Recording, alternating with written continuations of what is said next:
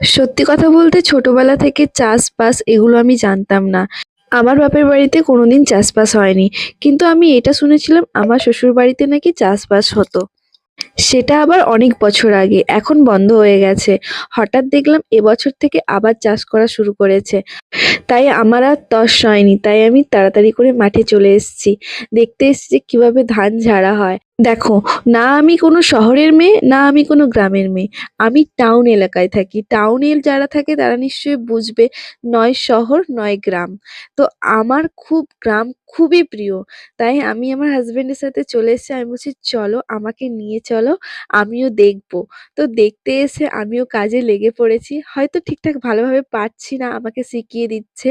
কিন্তু আমার এগুলো করতে ভীষণ ভালো লাগে।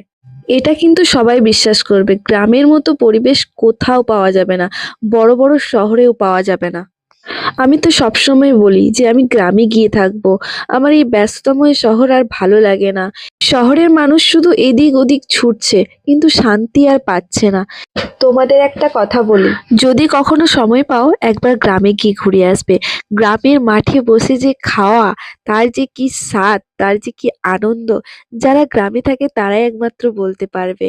আর এখানে দেখো আমার হাজবেন্ডও কাজে লেগে পড়েছে। আমরা তো ভাত খাই, ভাতের কোনোদিন মর্ম দিই না।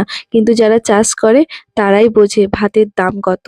কারণ চাষ করা যে কত কষ্ট তারাই জানে।